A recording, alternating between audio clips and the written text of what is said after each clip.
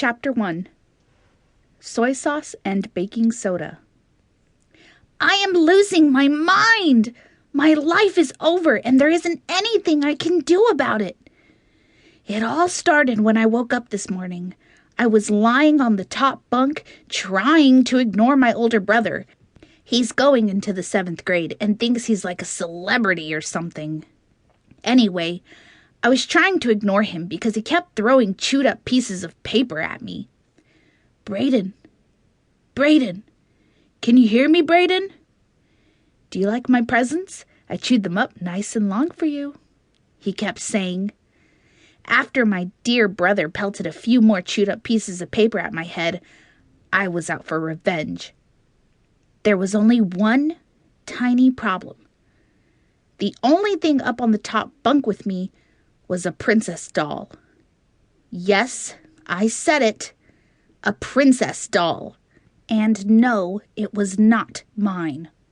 I could have easily thrown the doll right on top of Connor's head, but if it got damaged in any way, my 4-year-old sister would have a meltdown.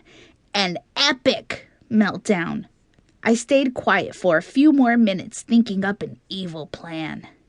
I weighed the pros and cons of my different ideas in my head until I knew what had to be done. I jumped off the bed onto the carpet, landing on all fours. You've had enough, Brayden?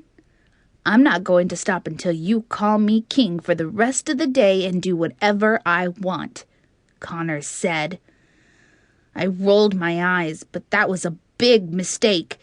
He started making hacking sounds in the back of his throat, and before I knew it, a big glob of spit was trickling down my shirt. Now do you understand why I am losing my mind? I walked down the stairs to the kitchen where my mom was trying to get my little sister Ellie to eat some oatmeal. Ellie's mouth was tightly shut and she was shaking her head as fast as she could. I sat down at the table trying to act like I was an innocent 10-year-old and not a kid that was about to take revenge out on his older brother.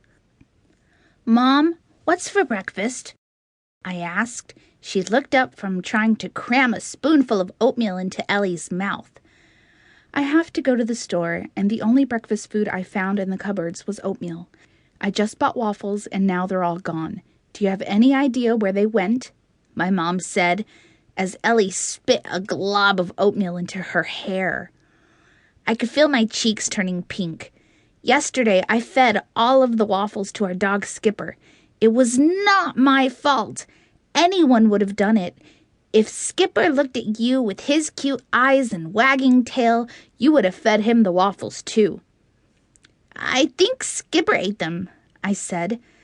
I didn't want to get Skipper in trouble, but it was important that my mom was happy with me for my plan to work.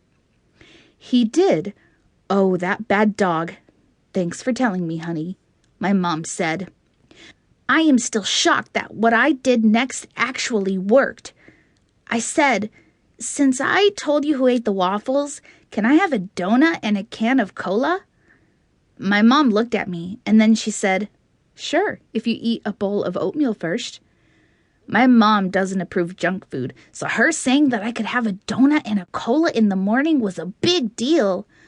I got up, grabbed a bowl, and plopped a glob of sticky oatmeal into it. I hate oatmeal, but I needed the can of cola and the donut for my genius plan. I finished the gunk in 2 big bites. I always say that if you don't want to do something, get it done fast. I ran to the counter and grabbed a powdered sugar donut, and then I grabbed a can of cola from the fridge. Next, I slipped a bottle of soy sauce and a tin of baking soda under my shirt and ran down the hall to the bathroom. Once I had shut the bathroom door, I opened the can of cola, took a big sip, and dumped the rest of it into the toilet. I poured the bottle of soy sauce into the empty can. Then I grabbed the donut and rolled the donut into the baking soda until it was completely covered. Next, it was time for Connor to get a taste of his own medicine. To keep listening to this audiobook, I've left you a link in the description so you can do it at no cost thanks to Audible's 30-day free trial.